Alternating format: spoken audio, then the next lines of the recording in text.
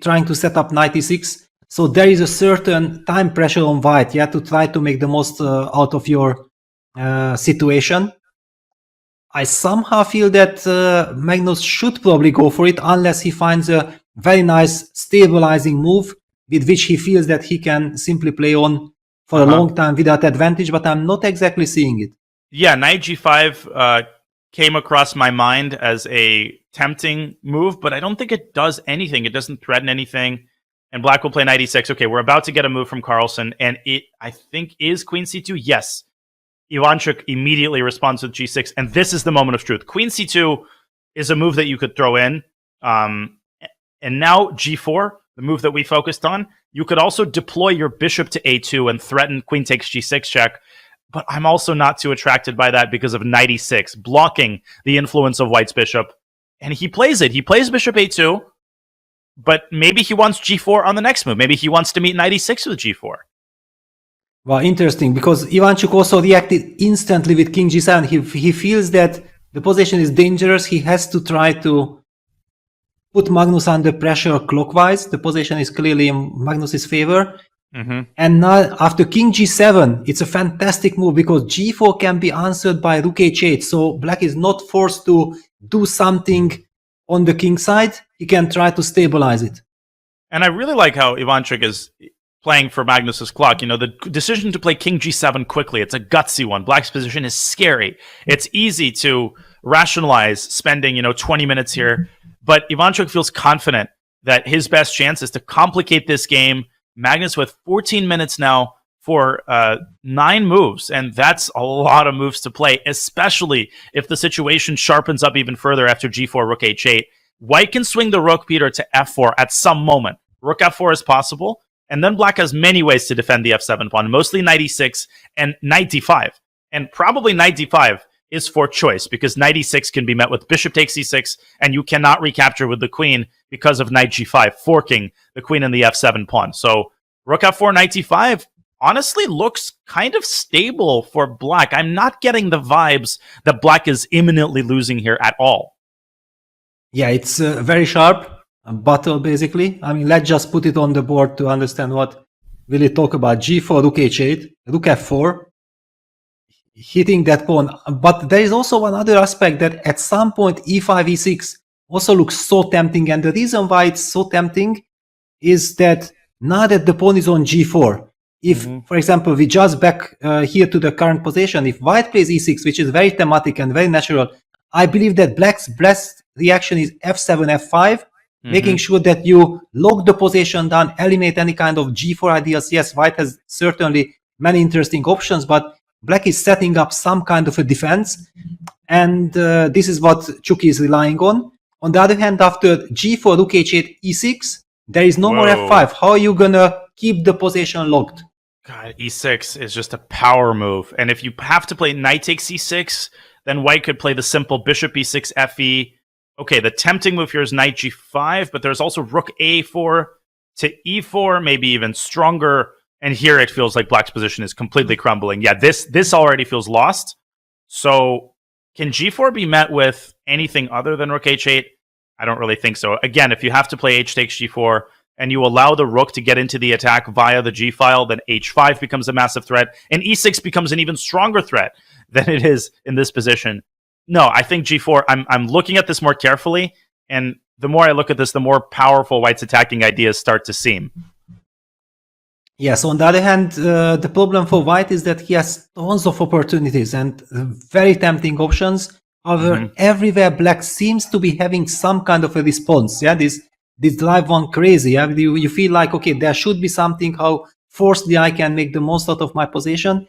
Totally. Every single line keeps on going on and doesn't give you this total clarity that you can easily make up your mind. Yeah, there's nothing super clean, so g4 and e6, that's a hard sequence to find, especially because you might see e6 here, then spot f7, f5 and say, oh, okay, the e6 idea doesn't work. So this is a very common type of mistake where you see an idea, it doesn't work the way that you want it to, and then you kind of subconsciously abandon it and you forget to check it in another position.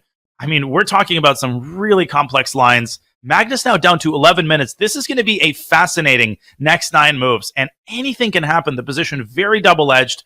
And remember, double-edged does not mean that one side isn't much better. Magnus might be objectively winning, but the position remains highly tactical and highly volatile. Yes, black has all these 96 knight bd4 ideas. Also, the point is that with gc g4, white is breaking his own construction as well, and white's king in the long run will also not feel safe. Eventually, black's knights are jumping. We also saw one line where black, after 96 knight bd4, got access to all these queen takes e5 tricks with the forking idea on, with knight f3. So much to consider, and with 10 minutes on the clock, I believe that Magnus is also looking for some practical way of keeping the pressure on without risking too much. Yes, it's exactly right. Something to avoid the craziest of complications given his time situation. And look at Ivanchuk just blitzing out the responses. Knight to g5 and rook f8 is Vasil's response, protecting the f7 pawn. Now, obviously, bishop takes f7 out of the question. You do not want to give both of your minor pieces up for black's rook. And what is the follow-up? This is what I'm curious about. Is it queen c2 to e4? Just kind of a general centralizing move? Is it rook f4? But again, we've talked about it. Rook f4 runs into knight d5, and you have to keep an eye on the d4 square. Rook f3 would get forked due to knight b5 to d4. Man, this is getting really tense, and it almost reminds me of the Dominguez game in that Magnus has outplayed Ivanchuk the last 15 moves, completely outplayed him, and yet the path to actually converting this into something tangible is narrow and filled with landmines. Yes, and the reason why Ivanchuk opted for rook e8 to f8 instead of knight d5, which would have been so-called very natural, that, okay, you just jump with the knight to hops. Because Magnus has already made a move. So rook f8 was answered by e6. We just got... wow. Oof. All right. Direct confrontation. Here we go. Now, f5, first question. What happens after f5? Oh, it might be knight f7. No, rook f7. Rook f7. Yeah, let's just show this, that this would run into this tactic on the e1 rook. Indeed. f6 played. And f6 already played. But bishop b1 would force black to play f5. And maybe Ivanchuk sees that. He wants the white bishop to depart a2 so that the white's control over the e6 pawn is softened up a little bit. And what is Magnus's response after bishop b1 f5? It's a hard position to accurately evaluate. It's clear that white is better, but how much better? Yes. And what do you do with the position? Do you try to go for some direct? Okay, the good thing in bishop b1 f5 is that you don't need to move the knight anymore. Yeah, then the knight gets safety. On the other hand, there is this moment, the chance of maybe giving an argument for knight h3, knight f4, but clear knight h3 will be met by knight d4, I'm believing. And then you have to calculate a lot. The queen will be attacked immediately. There's also an interesting setup where you go bishop b1 f5, and then you try to go queen c1 to protect the rook, and then knight f7 with the idea of infiltrating h6. But Magnus, he's making moves, and he has played bishop b1. We will get this position on the board, and Ivanchuk has already responded with f5. His last 5 moves, he spent an average of 3 seconds per move on, clearly making a play against white's clock time.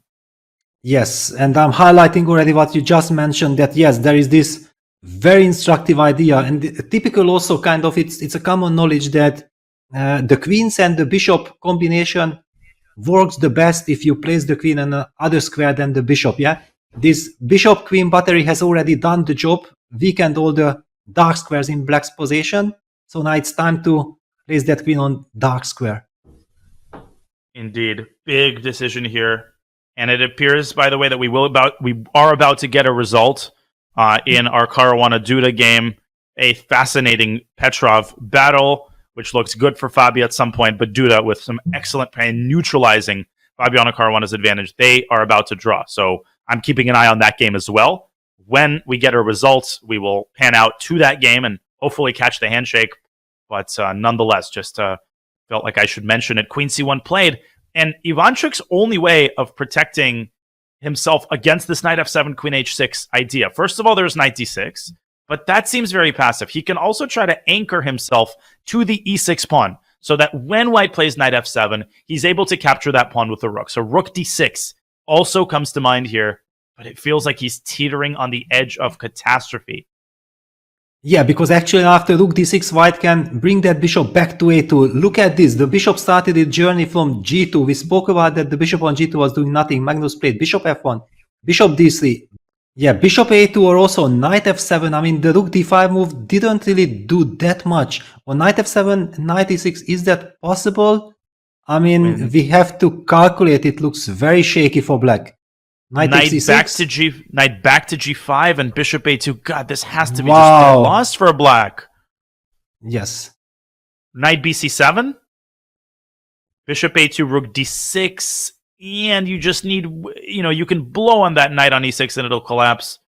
Yeah, queen c3. Oh god, okay, resigns. Yeah, no, this is disaster. Where rook do you f6 go? probably. Wow. So, but after rook d5, I think Magnus has played already. Yeah, he played bishop a2. That was the other move, that you simply target that rook. Magnus anyway wanted to get his bishop back to a2. Bishop a2, rook c5, and probably we're gonna see the move rook c4, which looks very natural, eliminating that powerful rook on c5. The rook on a4 is already now not joining the battle. It has already done the job, provoking all those weaknesses. The reason why black started pushing the pawn to h5 was to fight for that g4 square, and also to stop h5, of course. I'm expecting rook c4, just queen d2. I mean, Magnus is spoiled by choice. Yeah, and it almost feels like white sacrificed something big to get this position, right? To get all of the assets in the center and on the king side. But no, white's only sacrificed a pawn. So there's no reason for Magnus to feel like he has to punish Ivanchuk in 3 moves. He hasn't sacrificed at all. Nothing. Oh, it's even material. Exactly. It's even material. Yes. Oh my gosh. No, goodbye. I mean, I'm so used to seeing a position like this where white's down a piece or at least down a pawn. No, Ivanchuk has nothing to suffer for, and Magnus is in no hurry. He's going to go rook c4, trade black's only active piece, and the combined threats of knight f7, queen h6, coupled with the presence of that massive pawn on e6, the possibility of queen c1 to c3 check, should the knight on b5 run back to d6. There's too many avenues, too many things to keep track of. I don't see Vasil surviving this position. Yeah, not at all. And also now the clock situation is very much in Magnus's favor. There is only 4 moves to be played before the time control.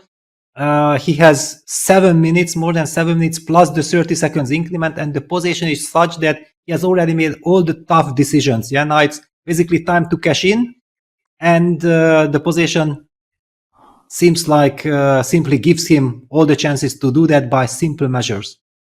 Yeah, it's funny. When I was counting the pawns, I was like, okay, a5, b2. Black has a 3-on-2 on the queen side. Black is up a pawn. I forgot that the thing that's sitting on e6 is also a pawn, and it counts as a pawn, but it's a beast of a pawn. And It will be the game-winning pawn here if Magnus keeps his composure with his time ticking down. He's got 1, 2, 3, 4 moves to make until that extra 30 minutes, and Ivanchuk's best chance of a miracle swindle is a mistake sometime in these next 4 moves. Yeah, if the time trouble is made, then there is no way for black to solve this. And Ivanchuk, that's why we saw that computer said that rook d5 was a mistake, but Chucky felt like my only chance is to blitz my moves out. And by blitzing your moves out in such a complicated position, you cannot play perfect chess. Yeah, you just have to risk it that maybe my moves are not the most perfect, but they are kind of unpleasant. They force my opponent to spend some time, and maybe I can somehow coordinate my defenses. There is an instructive mistake here that white could make, which is queen e3. And I think that might run into f5, f4, and then maybe the rook from c5 can swing over to f5, generating some practical counterplay. Oh, no, f4, rook takes f4. Sorry, I forgot about the rook on a4. So I don't know what exactly black's intention is after queen e3. Maybe it's knight d5. That doesn't look good either. I don't know. Yeah, maybe queen e3 also possible here. And that's what's making Magnus think. He's got rook c4, queen d2, and queen e3, and he's really trying to squeeze the maximum out of this move so that, this game doesn't drag on longer than it has to. Yeah, but he's not done to 5 minutes. Still perfectly good. And he has played the move queen e3. Okay.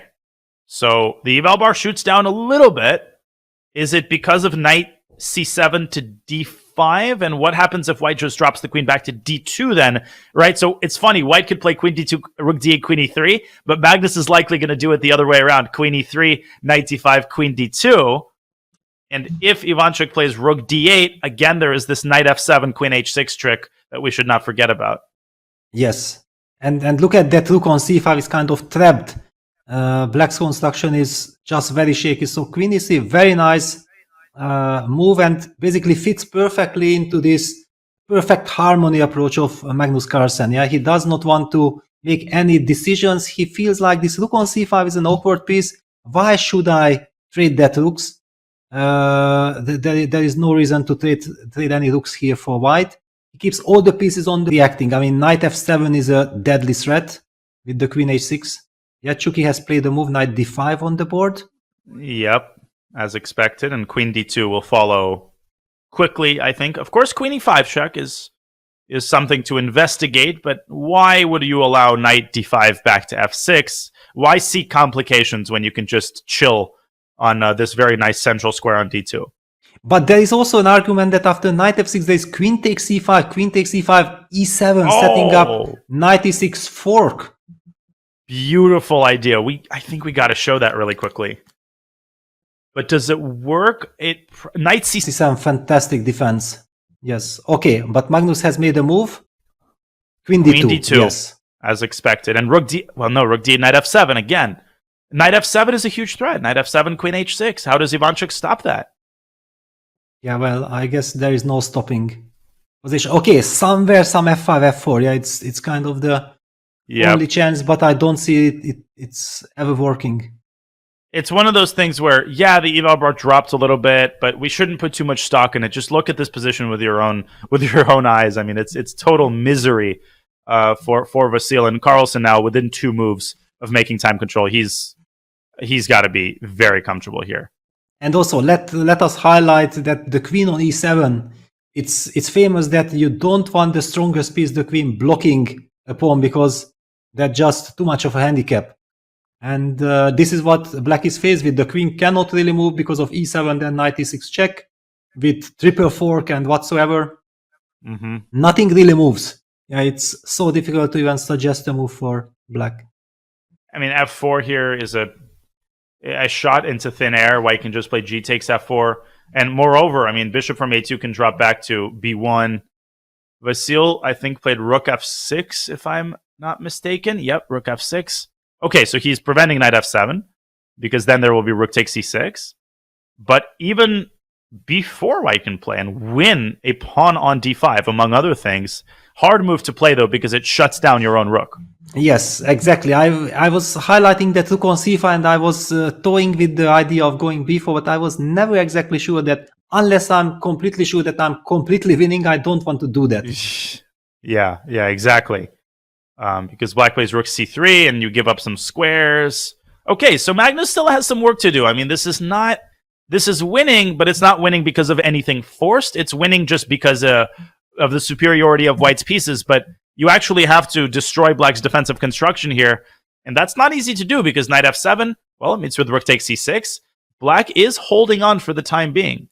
Yes, Chucky is putting up incredible resistance. Magnus quickly glanced at his score sheet just to make sure that how many moves do I have to make till the time control. It's 2.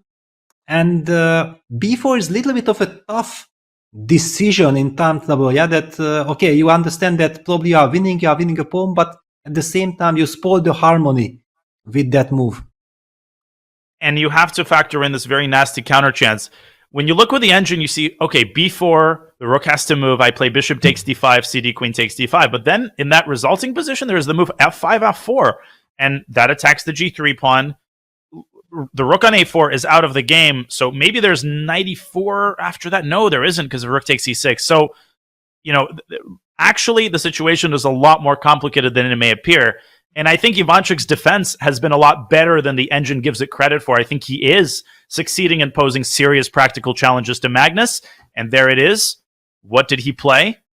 He played the move b4. It's on the board. He's gone for it. Yes, he had calculated everything. Yes, rook c3, he takes on d5 instantly. I believe the key will be that queen d7 is a big threat there in the endgame. And after queen takes d7, ed, the transformation and access to knight e6 check plus rook e7 check and that pawn on d7, that's the decisive element. Great point. Of course, if you rush queen d7, black has ways to deal with it, like rook c7 or king f8 runs into knight h7 check. Very pretty X-ray fork. But yeah, the fact that you can play queen d7 at any moment and force the queen trade, it takes a lot of the luster from black's counterplay on the king side, because it will never lead to something like checkmate if white can take the queens off the board. Well, time control, folks. It has been hit. Magnus takes on d5. We will enter the next stage of the game, the technical phase of the game, as Ivanchuk plays his only serious counterplay